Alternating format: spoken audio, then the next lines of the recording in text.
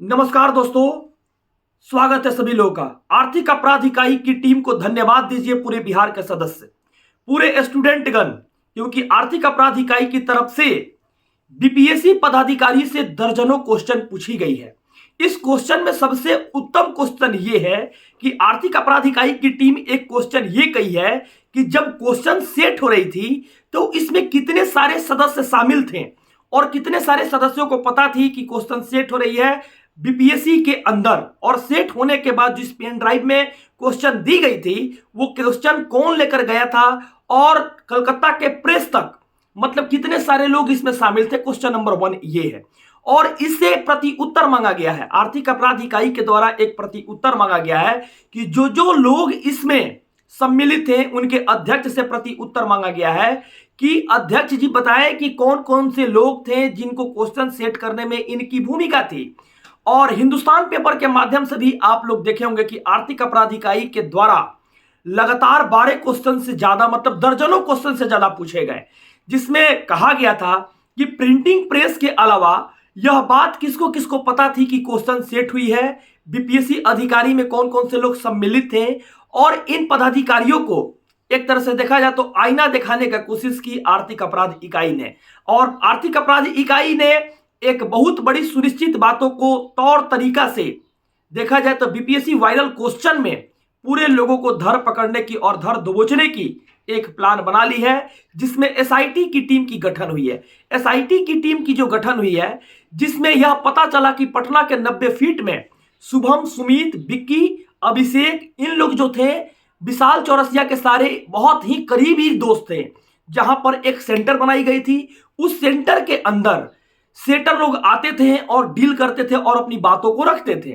और इसमें जितने सारे सेटर जो थे वो अलग अलग दर्जनों, पूरे देश के अंदर जो दर्जनों लड़के हैं, जो हजारों की संख्या में लड़के की फौज है, उन सारे लड़कों को भरमाकर फुसलाकर लाते थे और उन लोगों को क्वेश्चन पढ़ने में ये लोग मदद करते थे। आर्थिक अपराध इकाई की टीम ने 70 फीट से यह सूचना प्राप्त की और पेपर के माध्यम से सूचना पूरे बिहार को मैं दिखाने का कोशिश करूंगा। और साथ साथ मैं बता देता हूं कि एक एसआईटी की टीम गठन हुई है। यह आर्थिक अपराध इकाई के साथ साथ एसआईटी की टीम की गठन हुई है। यह टीम स्पेशल इन्वेस्टिगेशन टीम होती है, जो सबसे पहले जो सिख की दंगा हुई थी 1984 में, तो सुप्रीम कोर्ट के द्वारा एक स्पेशल इन्वेस्टिगेशन टीम जो बनाया गया था, टास्क फोर्स बनाया था, यह कोर्ट के माध्यम से ही हमेशा जारी किया जाता है। लेकिन यह एसआईटी की टीम देखा जाए तो सबसे बड़ी जांच की साथ देगी और आर्थिक अपराध इकाई की टीम को, और एसआईटी की टीम और आर्थिक अपराध इकाई की टीम इसकी जांच में जुट गई है। यह बात पेपर के माध्यम से पता चला।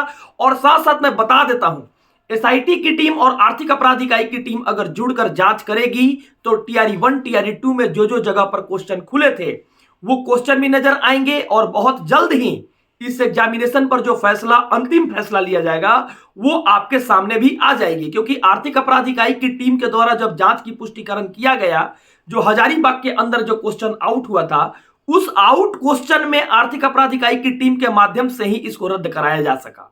और टीआरई 1, टीआरई 2 के अंदर जो आर्थिक अपराध इकाई की टीम कर रही है, एसआईटी की टीम कर रही है, वो एक देखा जाए तो बिहार के स्तर पर स्टूडेंट हित में, छात्र हित में जो फैसला होगी वह सुनिश्चित तय करेगी। और आगे का भी फैसला आप जानते हैं कि जिस तरह टीआरई 3 का हाल हुआ उस तरह टीआरई 1, टीआरई 2 का भी हाल होगा।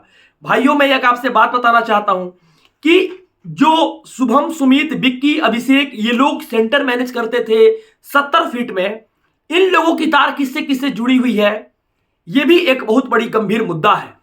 और अतुल प्रसाद सर जो एक सीनियर आईएएस थे, जिनको बीपीएससी का अध्यक्ष बनाया गया, जिनके ऊपर पूरे बिहार के लोगों की जिम्मा दी गई, बिहार ही नहीं बल्कि पूरे देश के लोगों को जिम्मा दी गई, अतुल प्रसाद सर ने उसको अच्छा से नहीं निभाया।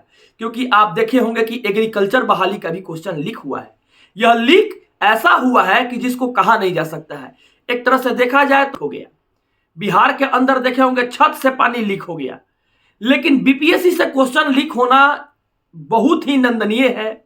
और साथ साथ बीपीएससी से क्वेश्चन लीक होना एक ऐसा प्रतीत करता है पूरे भारत में कि अब किस पे भरोसा किया जाए। गरीब छात्र के पास अगर 12 लाख रुपया नहीं है तो कैसे पढ़े।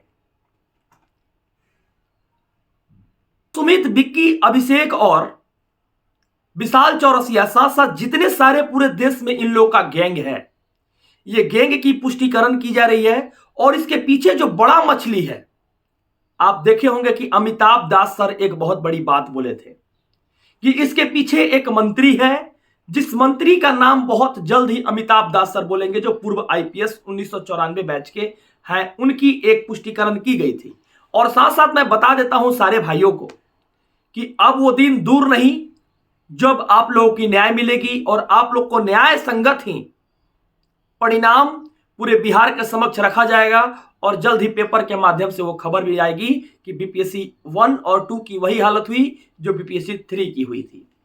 आज यह देश की बहुत बड़ी विडंबना है कि बिहार के अंदर कानून नहीं बनने से लगातार क्वेश्चन लीक पे लीक हो जा रहा है। ऐसा मानो जैसे टैंकी से पानी लीक हो रही हो, छत से पानी लीक हो रही हो। हम तो कहते हैं बिहार सरकार को कि आप पैंपस पहन के क्वेश्चन छपा कीजिए, लीक नहीं होगी। पैंपस पहन के छपा कीजिए, क्वेश्चन को लीक नहीं होगी। और मैं बार बार कहता हूं, अगर पैंपस पहन के छापिएगा तो उन गरीब लोगों को काफी मदद मिलेगी। और गरीब लोग जो पढ़कर आश्रित होकर, आप देखे होंगे पटना में ही नहीं बल्कि देश के तमाम जगहों पर जो बिहार के लोग हैं, जो स्किल्ड पर्सन है, वो मजदूर बन जा रहे हैं इस सरकार की गलत नीति के कारण। मैं आपसे बोलने वाला हूं, कमेंट के माध्यम से यह बात जरूर बताइए कि बिहार में जनता दल यू की सरकार जो है अभी कहां कहां पर किस किस डिस्ट्रिक्ट में अपना नॉमिनेशन फाइल कर दी है, उन सांसदों का नाम बताइए।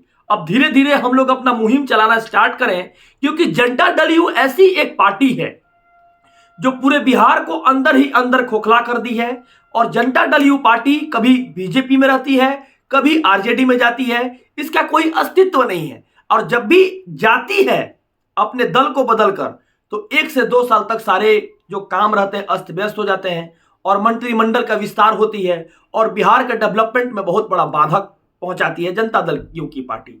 चाहे कोई भी पार्टी हो या कोई भी संगठन हो, लेकिन जनता दल यू का कोई भी समर्थन हमारे कहने से नहीं बल्कि अपने मनोवृत्ति से सोचिए कि करना चाहिए कि नहीं करना चाहिए। जो बिहार के बच्चे आज ललायित थे नौकरी के लिए, यूपी से भर भर के लोगों को बुलाया गया, यूपी से लोगों को बुलाकर नौकरी दिया गया। आप बताइए कि 60% लोगों को यूपी से नौकरी दिया गया। आखिर 60% लोग वहां पर क्वेश्चन जाने तब ना, बिहार के बच्चों के साथ, गरीब बच्चों के साथ तो ये छलावा किया गया है। तो इस तरह की तमाम खबरें अगर पेपर का न्यूज देखना चाहते हैं, चाहे तमाम खबरें अगर आपको कोई भी अपडेट मिलता हो, तो जब मेरी व्हाट्सएप नंबर सुबह में शुरू में चल रही थी उस पर आप लोग जरूर से जरूर भेजिए। साथ साथ मैं आपको एक बात और बता देता हूं कि बिहार में आप लोगों को नौकरी करने का हक तभी मिल पाएगा जब आप अपने समर्थन के लिए, अपने निजी अधिकार के लिए लड़िएगा। इस तरह से क्वेश्चन लीक होते रहेगी तो आपकी और आपकी परिवार की सपना कभी पूरा होने वाली नहीं है मित्रों। यह बात आपको गंभीरता से सोचनी पड़ेगी और अपनी परिवार की आर्थिक स्थिति को समझना पड़ेगा और देखना पड़ेगा कि जो गंभीर समस्या है उस समस्या से कैसे निकला जाए। और वो समस्या से निकलने का यही लोकतंत्र का जो चुनाव चल रही है, उस चुनाव में भागीदारी लेते समय अपनी मनोवृत्ति से सोचिएगा कि हम क्या कर रहे हैं और कैसे आने वाला 5 साल हमारा रहेगा। इस चीज को सोचकर हमको आगे बढ़ना है।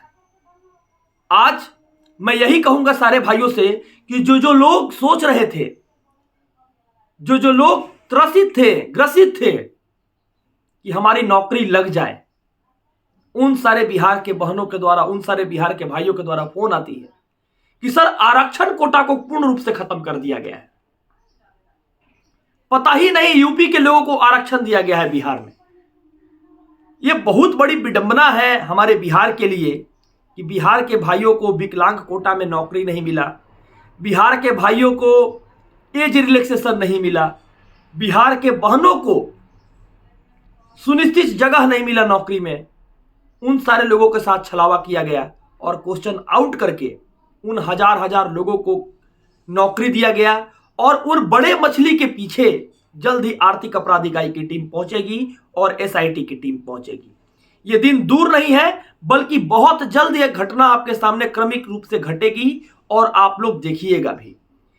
आज मोतियाबिंद की बीमारी पूरे बिहार में सारे लोगों को हो गया है, चाहे किसी प्रकार की खबर हो पूरे बिहार में नहीं चल रहा है। लेकिन पेपर लीक की मामले तो अब आम हो चुकी है।